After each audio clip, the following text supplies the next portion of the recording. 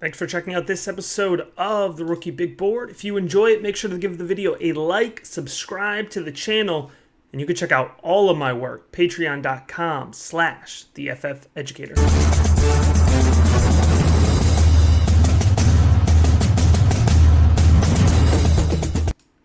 This is episode 25 of the Rookie Big Board podcast. I'm your host, Matt Hicks, the FF Educator, and I am fired up because I'm officially kicking off the summer scouting.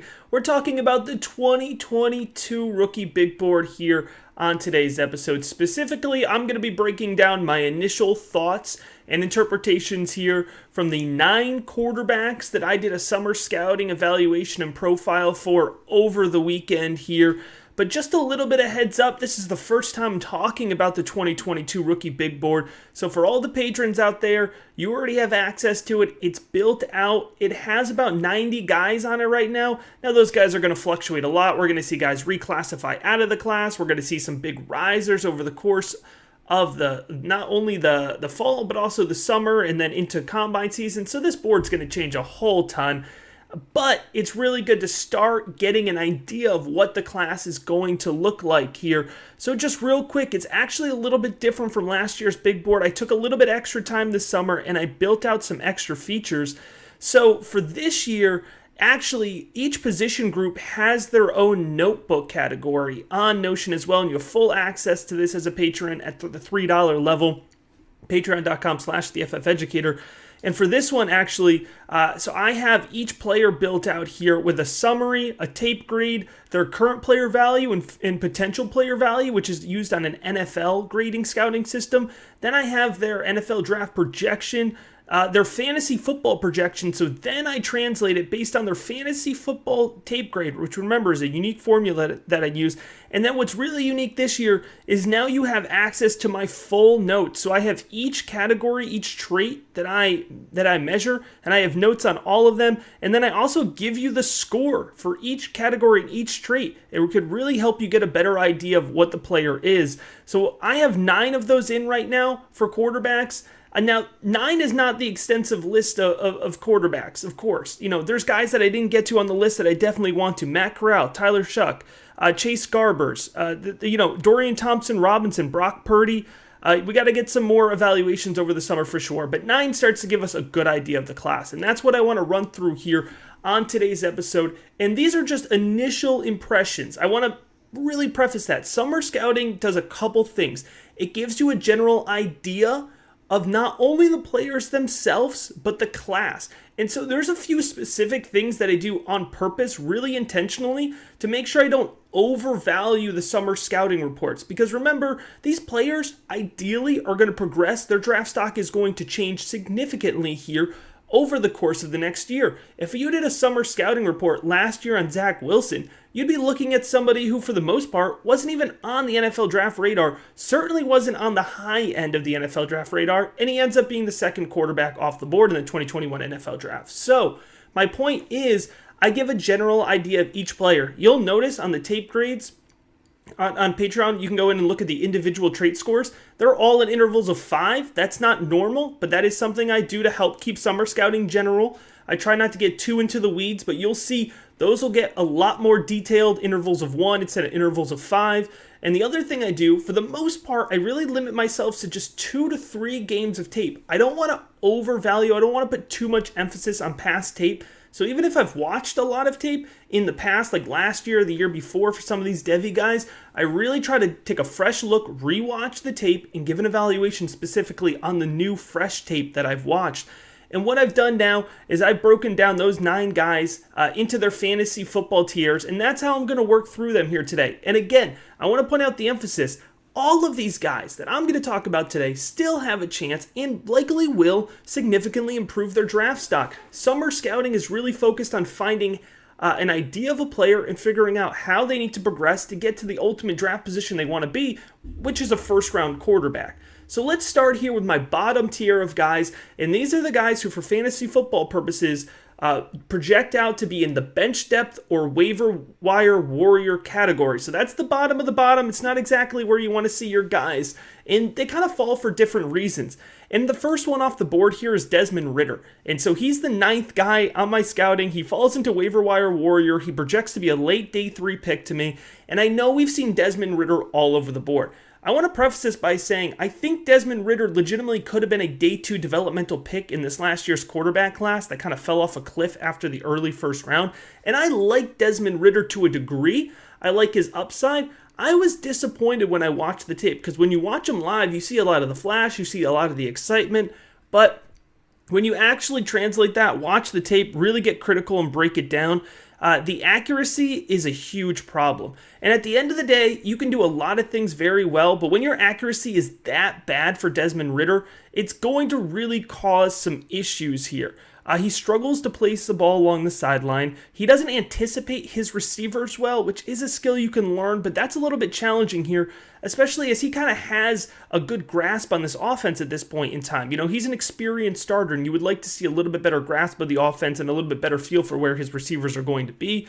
So overall, you know, and by the way, his mechanics are also a problem for me. Short arms the ball. He leaves his body open too often. You know, so overall, I have more question marks than answers with Desmond Riddler, which is why I project him to be a day 3 guy.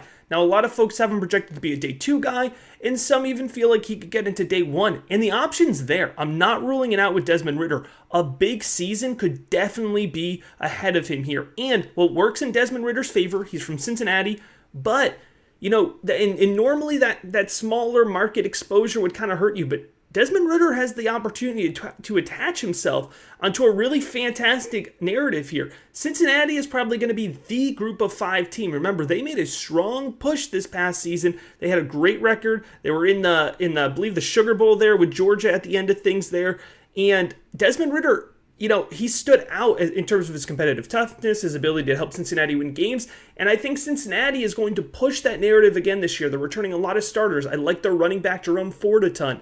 And so their offense is going to be working on all gears. And, you know, Cincinnati easily could be a top 10 team. They could be that team pushing the conversation there, that group of 5 team this year that pushes the conversation, you know, just barely gets left out of the college football playoff, and he could kind of ride that momentum into being more of a day 2 type guy. So I'm not ruling it out for Desmond Riddler, but I have to say, honestly, I came in with higher expectations from his tape review, and I wasn't really pleased with what I saw.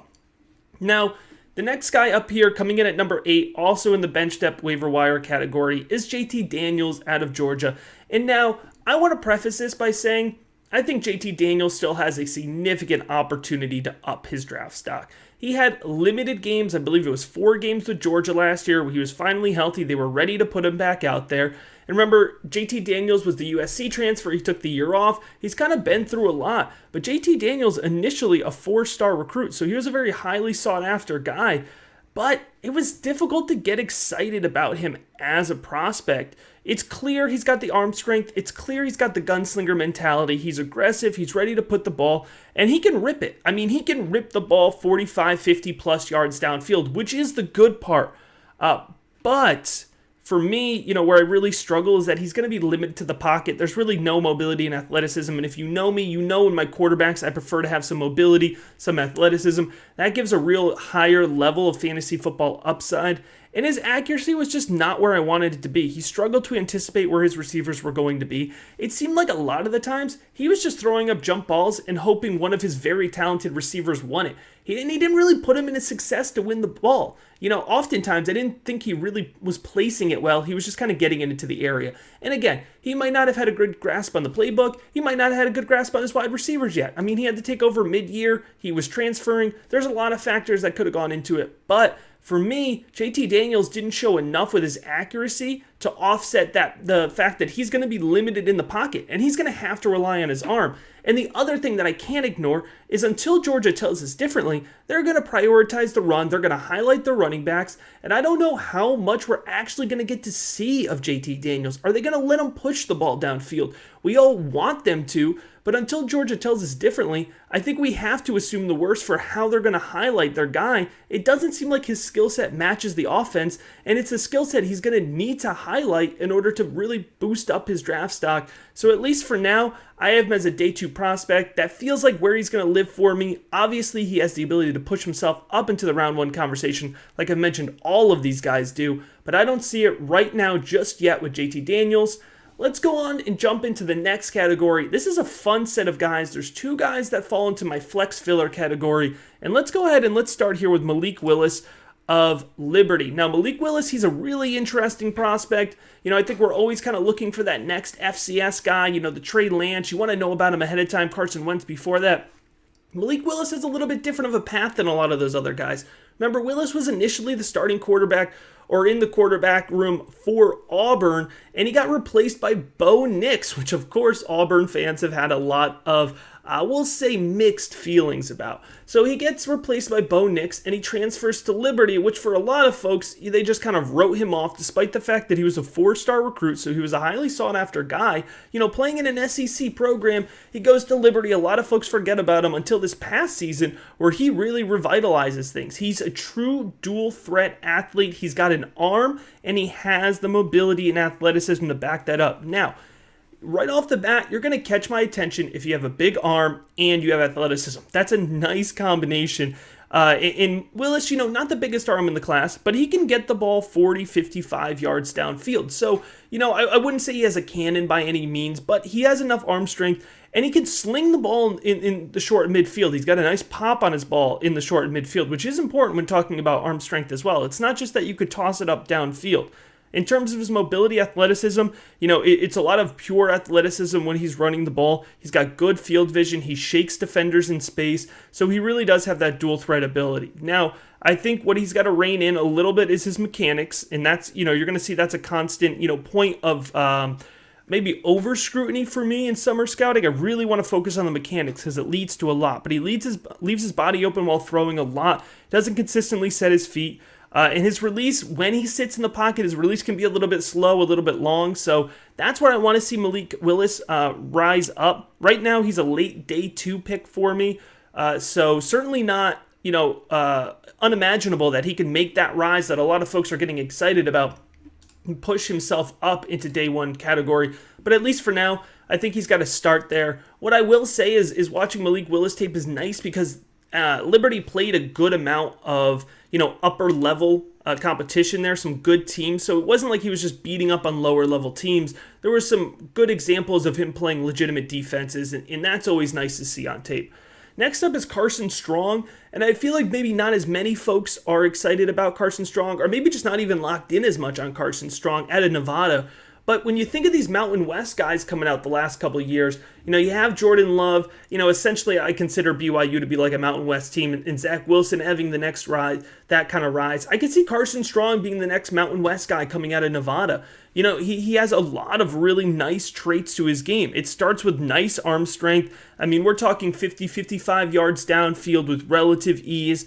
He has 2 tremendous throws. Go and flip on the San Diego State University tape from 2020, and it is impossible not to get excited about Carson Strong. The way he drops some bombs, leads his wideouts absolutely perfectly in the deep third of the field, and he's got really nice zip on his ball in the short field. I also like that Carson Strong understands, he is definitely limited to the pocket. I think he profiles as a pocket passer, but he understands that.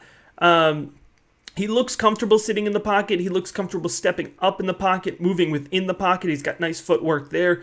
So I like the base there for Carson Strong. The weakness is it's definitely his mobility and athleticism. He's going to be limited to a pocket passer in the NFL, which isn't terrible, but it's important to recognize, and it does drop his ceiling to a degree.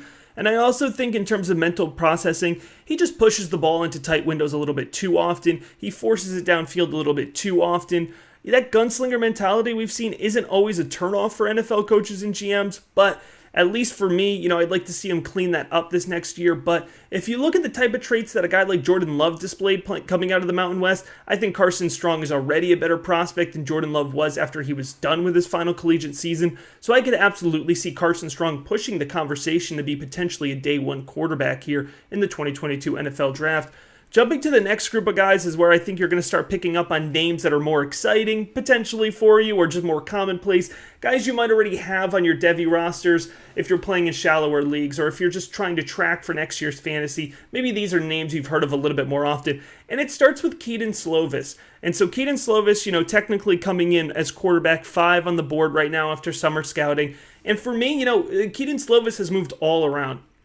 It's truly a tale of two quarterbacks with Kedon Slovis. I don't know how else to put it. You look at his 2019 tape, and Slovis, I made a point to make sure I saw a 2019 Slovis tape, and so I have one 2019 game and two 2020 games on his summer scouting eval, and that's important because you need to see both sides of Slovis's game. You look at his 2019 tape, which is what was most fresh off my head, and, he looked like a good quarterback. He was accurate, he was comfortable, he was aggressive, but he knew how to place the ball into tight windows, a great trait for a quarterback. He's a pocket passer for sure, but he could push that ball 40, 45 yards downfield, and his mechanics are really solid. He's got a tight throwing motion, he's got a crisp release, great footwork in the pocket, and what I liked about his 2019 tape a ton, he always threw from a clean platform, which really helped him be more consistent in his accuracy. Now, you look at 2020, and there's a variety of factors that go into this. All right, so I'm going to do a little bit of Keaton Slovis apologizing right off the bat here. You look at USC's shortened season, and the Pac-12 had it worst of any team last year in terms of having to adjust, readjust, readjust, playing at weird times, and then playing the most shortened season of anybody here from COVID. And there are rumors to be that Keaton Slovis was battling through a throwing arm injury last year as well. Those are rumors. I'm not sure that's been confirmed. And Keaton Slovis has come out and admitted that he didn't feel confident in his game. He didn't feel comfortable last season. And so he's come out and admitted that. So that you have to factor that in as well. And you could tell. You look at his 2020 game, and you could tell his mechanics go awry. I talked about how I loved his platform that he was consistently throwing off of. I loved his footwork in 2019. Out the window, man. He totally loses that in 2020. He's pushing the ball. He's rolling out way more often. He's trying to extend the play with his legs, which is really not where he should be. And he's really kind of struggling to that sense. And so, that lowered everything for me. He lost arm strength. He lost his accuracy. His mental processing, it didn't look as good. In 2019 tape, he's working through his second read into his third read. He's finding the checkdowns very well. And it seemed like in his 2020 tape, if he didn't find that first guy, he was hucking it. He was either overthrowing his guy, he was doing this weird fade type throw where he was just going too far with it. It wasn't clean, it wasn't good. So it's a tale of two quarterbacks. Now, Keaton Slovis wouldn't be the first player to come off of a bad season, put together a fantastic senior campaign, and the NFL would just forget about his previous year. I mentioned Zach Wilson earlier. Zach Wilson's 2019 campaign was not good. It was a very bad campaign, and this is playing in the Mountain West. And he came back in 2020, put together a great season, and the NFL pretended like 2019 didn't happen. Jordan Love, his 2018 campaign was not good. It was very bad. And I would argue his 2019 campaign wasn't very good either. But whenever I was evaluating Jordan Love, everybody said, forget about 2018, focus on 2019. And I think the NFL does that to a degree. So we're not out on Keaton Slovis, but I think it would be ridiculous not to adjust and be more realistic about it. Now, Keaton Slovis, Phil Jurkovec, who I'm about to talk about, they both fall in my weekly starters category. I think they both have a shot to go round one. And let's go ahead and let's transition to Jurkovec here. Jurkovec, I'm gonna mix that up back and forth. Now, this is a guy not a lot of folks are talking about. He's got ideal size. This guy's coming in at 6'5". I think he's your prototypical pocket passer, which we know the NFL likes, even in today's game where we're moving around a little bit. And this guy just comes off pops off the tape for me. He doesn't necessarily have the big numbers because Boston College doesn't quite throw it at the same rate that maybe a lot of other programs have.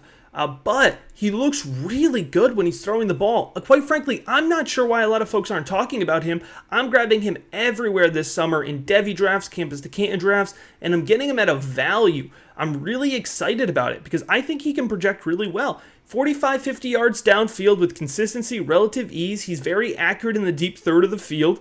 He's got good ball placement as well in the short and midfield. He leads his receivers very well. And like I said, he's got a nice touch on his pass. It doesn't drop off. His accuracy maintains into the deep third of the field. That's rare for a quarterback.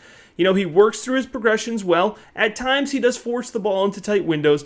but he reacts well to checking down under pressure. He understands when to give up on the play, which not a lot of these quarterbacks necessarily do. That's something you kind of learn. And remember, Jurkovec, former 4-star recruit, and he was a Notre Dame transfer. He transferred from Notre Dame to Boston College, and he started right away for the Golden Eagles once he got there. In terms of his mechanics, which is really key for a pocket passer, great footwork in the pocket, make sure to always throw from a clean base. He's got a consistent throwing motion. Now, he does have a slight hitch at the top of his throwing motion, but it's not super detrimental to it. Overall, he keeps his body tight. It's a nice throwing motion. And like I said, you're not going to confuse him as a pure runner, but he can scramble, and they do have him execute designed runs at times, which for a 6'5 guy, is pretty good here. So, Jurkovec, he's the one who I'm kind of higher on than most folks. I don't think a lot of folks would put him in the same group here as Keaton Slovis in the top 3 guys who all right now profile in the weekly starters category here for fantasy football. So let's go ahead and let's jump into the last group of guys here on the list. And you kind of know the 3. Well, I should say, one of these guys is probably sneaking in here higher than where a lot of folks have him. And I've had to defend this take already a ton on Twitter, and I'm sure I'm just going to have to keep doing it. But in my top 3, these guys are very, very close. They do come in Jayden Daniels 3, Sam Howell 2, and Spencer Rattler 1. I should point out that Jayden Daniels and Sam Howell actually have the same exact tape score right now, and so they're essentially tied. And Spencer Rattler is a little bit higher. So literally in the tape grade right now, this is my fantasy football tape grade, Spencer Rattler comes in at 82.25, Jayden Daniels and Sam Howell both come in at 82. So we're essentially talking about the same player here, which I know probably frustrates a lot of folks because they probably want to try to separate these guys right now. And I got to tell you, I don't think you have the ability to do that. All of these guys have things to develop and limitations to their game at this point. And so, for me to sit here and for anybody, honestly, to sit here in the summer right now in June of 2021 and tell you that they could say that Spencer Rattler, Sam Howell, or Jayden Daniels are going to be the number 1 quarterback in the class, I think is irresponsible and I think it's inaccurate, right? It's probably just hyping people up or gassing people up, and that's not, what I'm here to do. I'm here to give a realistic view of things. So for me, I think you need to consider these guys really in the same category, in the same grouping. And, let's start here with Jayden Daniels because it's a little bit of the more inflammatory stance, I suppose, or against the grain stance. For me, Jayden Daniels, I like the guy. He has all of the fantasy football upside you could want. And this is consistent. I might have to break down a full episode on this because I don't want to rant about this, but I swear, mobility and athleticism at the quarterback position is the most undervalued trait for fantasy football when we're trying to project these guys, when we're trying to scout these guys out. We all want our mobile quarterbacks, in terms of dynasty ADP. Look who's going at the top. Lamar Jackson, Josh Allen, Pat Mahomes can scoot. Dak Prescott can scoot. Russell Wilson can move. All of these guys that are at the top, Justin Herbert can move. We like Joe Burrow because we thought he had a little bit of mobility, and it's probably going to drop off post-injury. But if you look at the top of fantasy football ADP for the quarterback position in dynasty, we're drafting guys that can run. And yet, we write these guys off in the evaluation process. We don't take that into account, or we consider it a secondary characteristic. It's essential to upside and success for fantasy football at the quarterback position to have that mobility, to have that athleticism.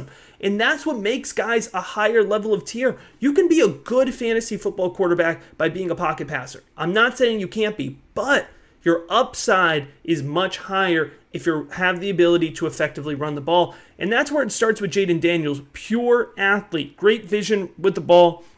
High level of mobility, high level of athleticism, clean cuts. He knows how to juke. I think he's got cleaner cuts and better juke moves than some of the running backs that I'm about to pop on some film for here over the next week. Go to the UCLA tape, 2020 UCLA tape. There's this one play that just really shows how dynamic Jayden Daniels is. It's a trick play. Jayden Daniels, it looks like he's dropping off a wide receiver screen. He throws it behind the line of scrimmage to his wide receiver on the far side of the field. Wide receiver turns around, tosses it back to Jayden Daniels, who is now on the near side of the field on the sideline. Jayden Daniels gets that ball behind the line of scrimmage, breaks off a 40-yard run, and he wasn't wide open. He had to make some cuts, he had to make some guys miss, and he had good field vision about it. Jayden Daniels, I like not only his mobility and his athleticism, I think he's got great mechanics. He's smooth throwing the ball. He's got a clean release. He does well to set his feet. While throwing the ball. He keeps his body tight, He really keeps himself under control. So I just talked about a guy who has great mobility and athleticism, but he also has really, really clean mechanics in the pocket, and I want to emphasize this. I want to drive this home. Jayden Daniels looks to throw the ball first unless it's an executed design run, and he's not quick to break the pocket. I like his pocket presence a ton, and this is the thing that's always going to come up with Jayden Daniels. He's coming in at 6'3", 175, and he's considered small. 6'3", first off, is nice height compared to some of the other guys. That's taller than Sam Howell, that's taller than Spencer Rattler, that's taller than some of these other guys in the class. And we know height is important to a degree at the quarterback position to be able to kind of see the field cleanly. And even in today's NFL where arm angles are improvised and folks are working around that, it's still important. Now, number one, Jayden Daniels' spring reports are that he's coming in over 200 pounds, which puts him right on par with most of these guys. Definitely puts him on par with Spencer Rattler. Here's the other thing. Even if he's not, even if he comes in at $175, go back, I just mentioned it, watch the UCLA game. Jayden Daniels gets absolutely obliterated. Play after play, smashed. I mean, that Arizona offensive line was just completely exposed against UCLA, sending their blitzers and sending their pressure. He had linebackers drilling him to the ground. He had DBs in his face. He had guys coming in all over the place, and he went to the ground over and over and over again. That man got up every single play, and guess what? He stood in the pocket. He does not flinch under pressure. He got those throws off, even though he knew he was going to be popped again, even after getting hit over and over again all day. I see the competitive toughness. I don't care that it looks like he has a smaller frame and hasn't presented itself to be an issue yet, so there's no reason to over-anticipate potential injury concerns. And by the way, when Jayden Daniels is running, he's smart not to take big hits. So that was a little bit longer than I wanted to spend on one guy, but that's my defense of Jayden Daniels. I think he's got good mechanics. He's comfortable in the pocket. He has good arm strength. He can push the ball 45, 50 yards downfield, and he has the upside behind it. Now, the accuracy, yes. Does he need to rein in his accuracy? Yes. Does he need to learn how to anticipate receivers better? Yes. He started 14 collegiate games. I think he can get there, and I think he could take a big leap this year. Sam Howell next up here, and like I said, essentially tied with Jayden Daniels. Sam Howell, I think we're a little bit more familiar with him. This is honestly the first time I've really taken a deep dive into Sam Howell, to be completely honest with you, and I was excited to do it. He has the ability to push the ball 45, 55 yards downfield, so he's definitely in the top tier of this class in terms of arm strength. Go ahead, look at that Florida State tape. 45-yard touchdown pass. It was great. He led his wide out with ideal touch. That was fantastic. He has a nice zip on his ball in the short midfield, so he's definitely got the arm strength. And I just mentioned where Jayden Daniels struggles in accuracy. I think that's where Sam Howell has some nice upside. He consistently hits his targets in the chest. It doesn't drop off when he's on the run or off platform. And he has fantastic accuracy when leading his wideouts downfield. So, in terms of a field stretcher, a guy who can improvise to a degree, I understand why Sam Howell is kind of considered to be, a more near lock to be a first-round draft pick. I definitely see it there. Now, Sam Howell, he's not a pure athlete, but I do think he's mobile, and I think it's important to recognize the difference between those two things. He can roll out, he can extend the play, he doesn't lose a lot of accuracy, like I said, when going on the run. He's crafty, he could improvise, and we all know that Sam Howell comes with a strong level of competitive toughness. In terms of his mechanics, he's got a fluid throwing motion, a slight hitch at the bottom of it. It makes it just a bit slower than it needs to be, but I think that's something that could be easily cleaned up. He's got nice footwork, throws off a good platform. I will say his footwork at times is almost a bit robotic. It's a bit rigid. He almost hops in the pocket at times. I don't know how better to describe that, but it doesn't, sometimes he turns his whole body and he kind of does like a hop step instead of actually moving his feet. So that was the only kind of oddity. It doesn't really throw off his game. It just looks a little awkward, which is fine. Quarterbacks do that kind of stuff all the time, and he still keeps his platform relatively clean, his base relatively clean when throwing off of that. So, I definitely understand the upside with Sam Howell. He's right there with Jayden Daniels. That's the safer pick. If you're in Devy drafts, you're going to see Sam Howell consistently go much earlier because he does. He's a more safe player, and for good reason. I'd be happy to take Sam Howell in Devy spots. Then Spencer Rattler here coming in just a smidge ahead of Sam Howell. When we're looking at Spencer Rattler, we're seeing all the tools. Now, I don't think it's all there yet. And remember, we're really looking off of a small sample size of good play from Spencer Rattler. He really struggled early in the season in an offense that, we've seen guys pick up really quickly and kind of take off to the NFL. I mean, Kyler Murray only had one big year with Oklahoma. Jalen Hurts only really had one big year with Oklahoma. Spencer Rattler is the first guy in a while who's really getting the ability to build his credentials at Oklahoma over a multi-year season. And, it starts here with his arm strength. He's got a lot of pop on his ball. His velocity is really good throwing on the run. Tight spiral. Nice ball. I mean, he really zips that ball around the field, and it looks effortlessly. It really doesn't look like he's trying that hard. And I talk about that a lot. When players can do that without making it look hard, it's hard to quantify that, but it's important, and it shows up. It really shows their upside and their ability here. Now, I do think he struggles with placing the ball when he puts touch on it. He hasn't really gotten that down yet. He overthrows the ball when throwing into tight windows, so we have to clean up the accuracy. I will say we don't see a significant drop-off in the accuracy when throwing on the run. If you pull up Spencer Rattler's numbers, you're going to see, I think it's 67% completion rate. Remember, Oklahoma really sets their guys up nicely here with a lot of underneath stuff and check downs and short stuff, and that helps Spencer Rattler's numbers come up. But when you dig into accuracy on the field, it's not terrible. But I do think that's the biggest red flag for me right now, and he's got to rein that in a little bit. And now that accuracy, we've seen NFL scouts, bypass that for tools. And when you're talking about tools, you have to add on to the mobility and the athleticism. He extends the play. He moves around the field. He's got that craftiness, that ability to improvise that kind of helped some of these guys more recently. It's this new era of NFL quarterback, and I think Spencer Rattler really embodies that along with a big arm. Similar to the way Zach Wilson rocks the improvised arm angles, you're going to see Spencer Rattler do that.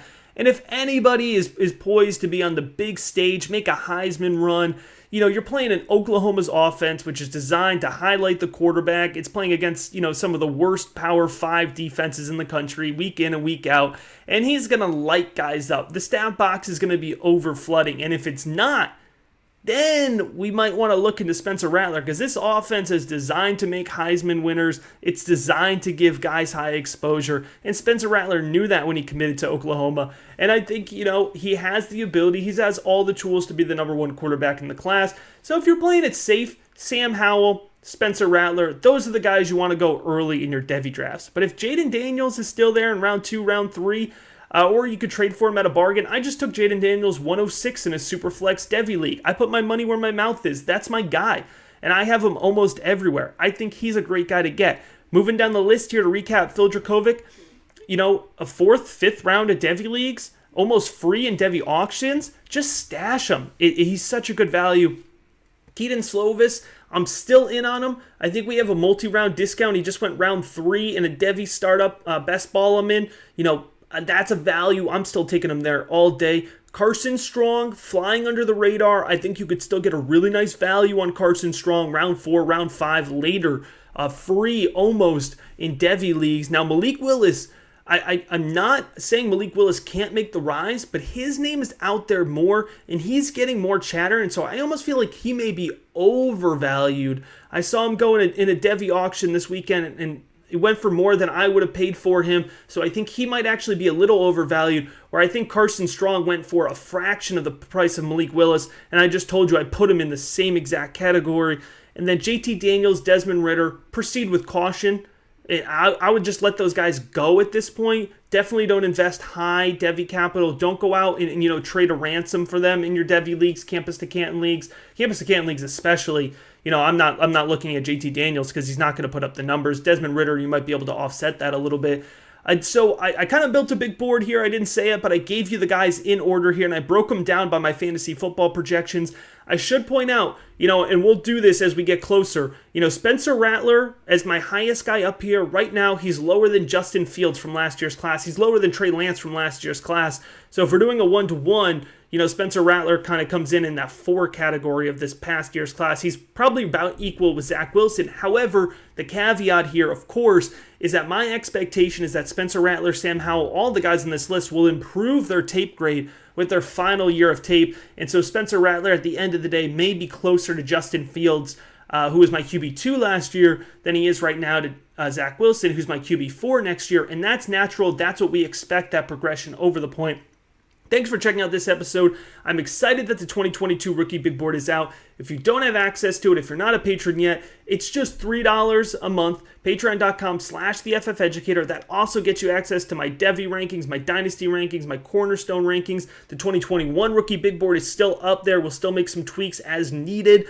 And of course, we're going to be building out the 2022 Rookie Big Board here for the next 10 months here. And I'm adding individual scouting reports, posting those on Patreon so you can see the individual reports as they come out. Or you could go in and you not only see my full Rookie Big Board with fantasy football projections, NFL draft projections, all that good stuff, but you also this year for the first time see all of my individual trait notes for all of these players. You can compare them based on trait, what you're looking for, and you can see all of that. It's all access. Anything I'm putting in, you have access to. The Patreon has been growing exponentially. I appreciate the support. I love it. We're funneling all of that back to just more equipment, more software, more awesome stuff to help out and grow the Rookie Big Board. So I appreciate you checking out this episode. I appreciate your support as always.